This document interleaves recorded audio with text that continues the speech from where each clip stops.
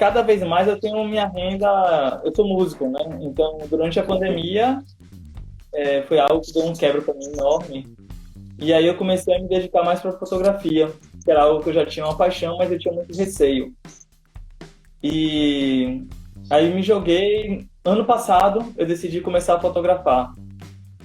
Assim, começar a me jogar de cabeça para fotografar. Sei que ainda com bastante receio. Chegou esse ano, eu começou a voltar, né, as atividades musicais, mas assim, final de semana passado.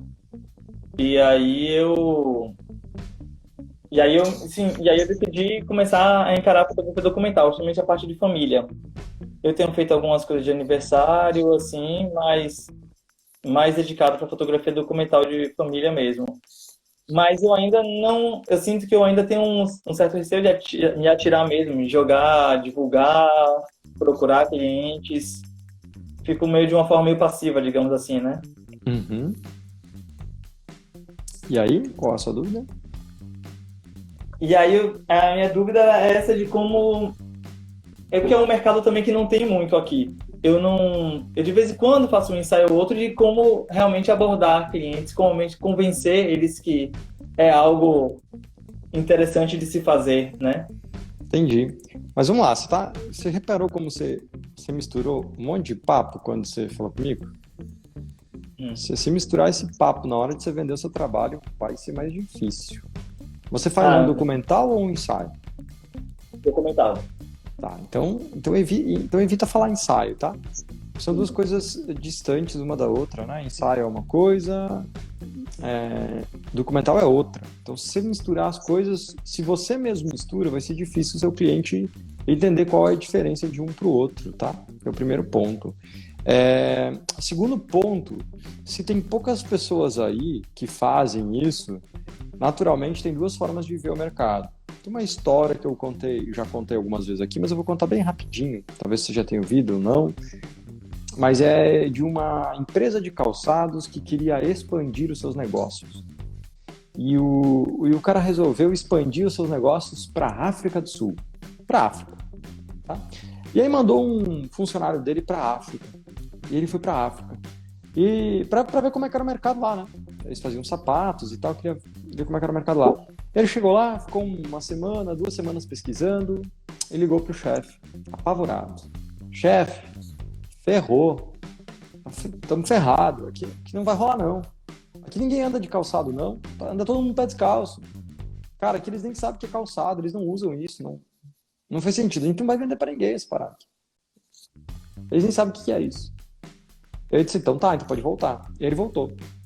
Passam algumas semanas aqui, o chefe encucado com isso, decidiu mandar um outro funcionário para lá. Aí mandou um outro funcionário, o segundo funcionário ficou lá 1 semana, 2 semanas pesquisando, e ele liga apavorado pro seu chefe, diz assim, chefe, rapaz, nós vamos enriquecer. Rapaz, você não acredita que as pessoas andam pé descalço ainda. Eles não sabem nem o que é sapato, eles andam pé descalço na areia quente. Se a gente trouxer calçado para cá, a gente explode de vender calçado para essas pessoas. Então, assim, você percebe que é só uma questão de ponto de vista? Uhum. E eu sou o cara que acredita na segunda ponto de vista. Por quê? Se calçado não fosse bom, a gente não usava. Certo? A gente usa porque é bom. Quer dizer, na minha opinião, é melhor que andar pé descalço no asfalto quente, entendeu? Então, eu acho que quando você tem alguma coisa, algum produto, algum serviço que é bom, e esse serviço, esse produto não existe no lugar onde você está, eu vejo isso como uma grande oportunidade. Por que eu vejo isso como uma grande oportunidade? Porque se é bom, todo mundo vai querer. Só não querem porque ainda não conhecem. E tem uma frase muito famosa do Steve Jobs que diz, né? Seu cliente nunca sabe o que quer até você mostrar ele. Então a gente tem que mostrar isso para as pessoas. Então, cara, eu acho que assim, ter poucas pessoas ou fazendo aí, eu não acho que isso é ruim, isso é uma baita de uma oportunidade, tá? Eu fiz isso quando eu comecei a vender álbuns impressos aqui, né? Lá em 2010, 11 talvez, comecei a vender álbuns impressos, ou até antes disso, não me lembro, e ninguém vendia.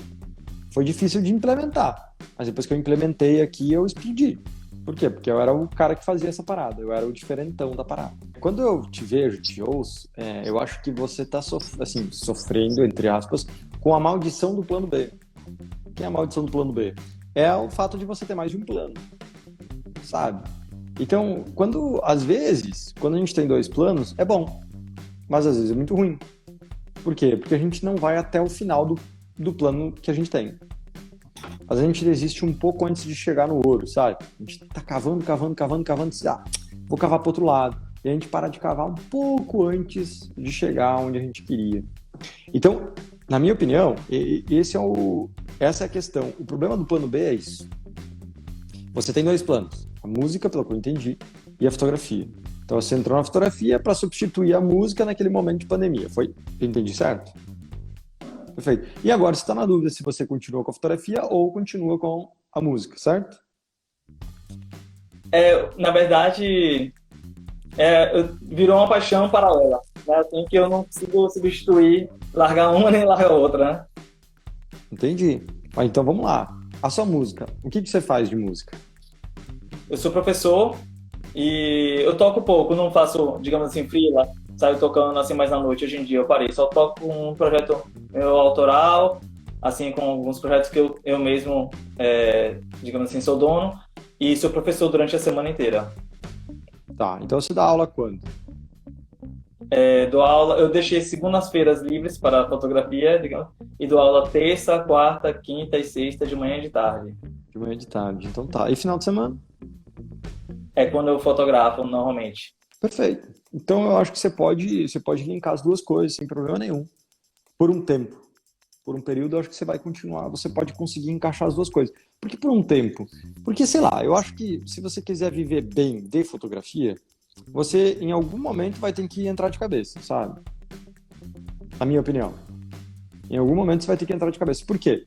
Porque muitas pessoas acham que, Franciele, fotografia é fácil, sabe? É barbado, eu vou fazer aqui e tal. E você vai conseguir por um tempo, até que você começa a bater no teto. Chega uma hora que a gente bate no teto. O que é bater no teto? A gente meio que bate ali e não consegue evoluir mais, sabe? E quando a gente começa a bater ali e não consegue mais evoluir muito, é a hora de a gente entender que, tá, beleza, agora eu preciso entrar de cabeça para eu continuar evoluindo. Esse é o momento de virada que a maioria dos fotógrafos não tem coragem de fazer, mas que geralmente quem faz se dá bem. Entende? Então, você precisa tomar essa decisão. Se você quer viver de fotografia, ou pelo menos quer viver parte do seu tempo em fotografia, você não tem que, assim, não tem que pensar muito, cara. Tem que só fazer. Fazer o passo a passo, fazer o que tem que ser feito. Né? Fazer o que eu ensino, criar sua autoria, criar seu jeito, criar e fazer as pessoas desejarem o seu trabalho. Então, acho que isso é importantíssimo, importantíssimo, importantíssimo, importantíssimo. Você botar essa pressão, né? E começar a mostrar isso. Estou abrindo seu Instagram aqui e estou dando uma olhada, né? Você tem um trabalho legal, assim, tem cara de documental mesmo. Isso é muito legal, sabe? E eu acho muito massa porque, por aquilo que a gente estava falando antes, tem poucas pessoas que fazem isso bem feito, sabe? De verdade, assim. Então, com certeza, tem um público menor do que o público para fazer fotinho do Dia das Mães, por exemplo. Sabe? A quantidade de mãe que quer fazer aquelas fotinhas do estúdio com o seu filho, gastar R$50, R$100 para fazer as fotinhas de estúdio, eles são muito mais gente. Porém, você não precisa de todo mundo. As pessoas que querem um documental, elas entendem que elas vão pagar mais caro para um documental, porque é uma fotografia diferente, não é qualquer um que faz. É mais caro essa parada. Faz sentido? Sim. Então, assim, eu entraria de força nisso. Tô olhando pro seu trabalho, acho bem legal.